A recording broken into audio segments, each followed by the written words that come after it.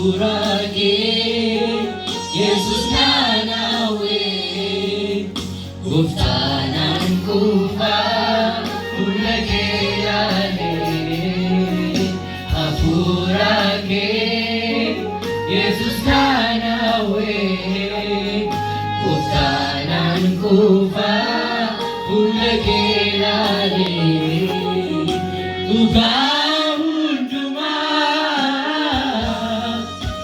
Tuna bersisa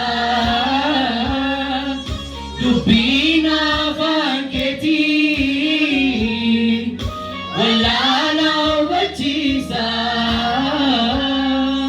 Simale maredu Natini Esako jiradu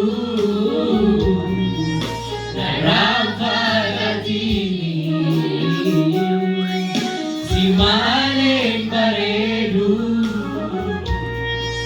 Natini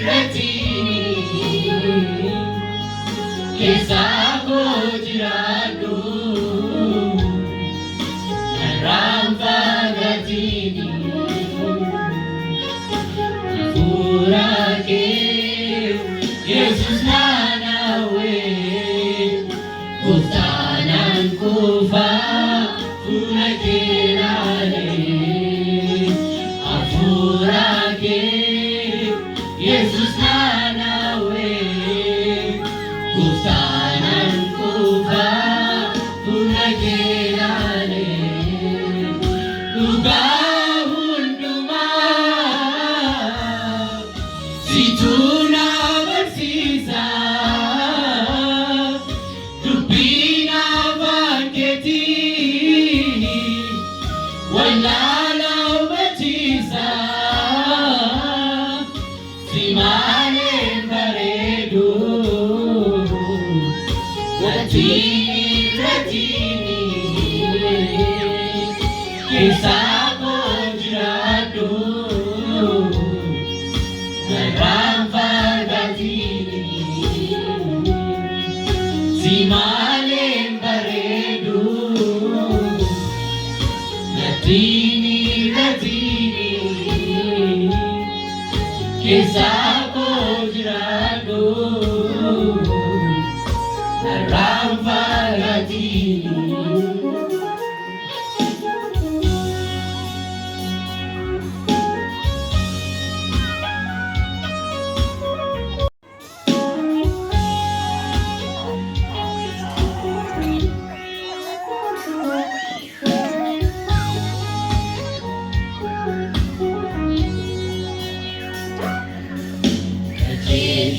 Sadugana Yesus afurike Kusena gegesa Yegosa dubike Sino kesadabe Tirachu inandao Kota kwayana keti Kalmakan nagaw Malosing nevate Nawajinu padu Siar kumpar pare Nawajinu bulatu Malosing nevate Nawajinu baru Siar bumbar bade Yesus natimulatu Kacica dugana Yesus afurike Gusena gegesa Yegosa dubike Sino kesadabe